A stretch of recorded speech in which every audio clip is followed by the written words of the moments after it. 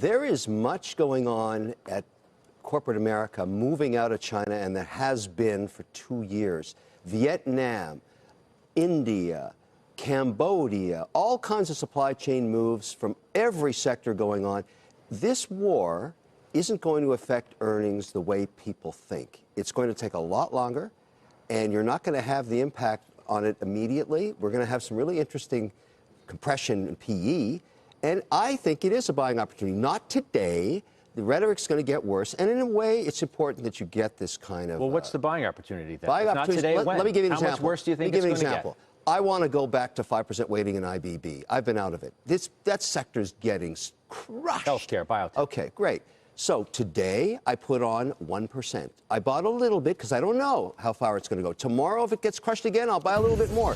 These days of maximum, look at that poor thing. It's just been beaten like a baby seal. It's terrible. I shouldn't even be saying that. But it's awful what's happened to that thing. And I'm going to buy more of it.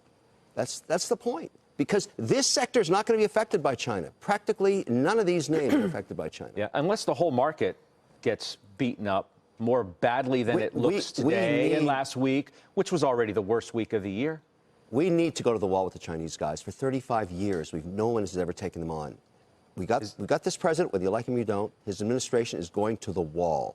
They need this. It hurts them a lot more than it hurts us. They are going to get their heads squeezed. And I'm okay with it. We got to fix this problem. Okay. So I talk to a lot of people, okay, big investors who share your view. Yep. That, you know what, the days of the old methods of trying to deal with the Chinese, they don't work. You got to do something. They applaud the president for getting in the face of the Chinese. They don't necessarily agree, though, with the tariffs. And I wonder how that narrative is going to shift if the market gets fully upset. Now it's not completely upset. You're not going to make a whole mountain out of a week or a couple of days. But what happens if you have a 10% pullback?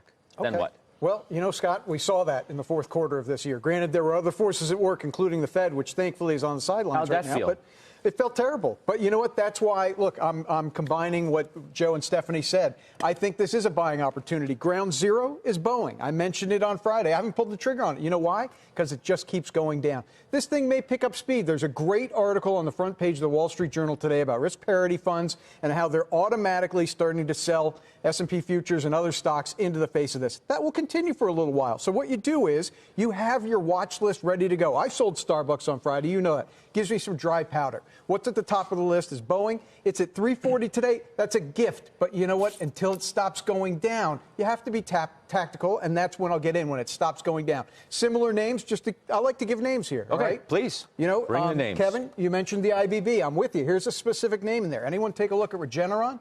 That stock's down from 420 to 300. There hasn't been anything material in the company that has caused that. Everything that was known at 420 is known at 300. Okay.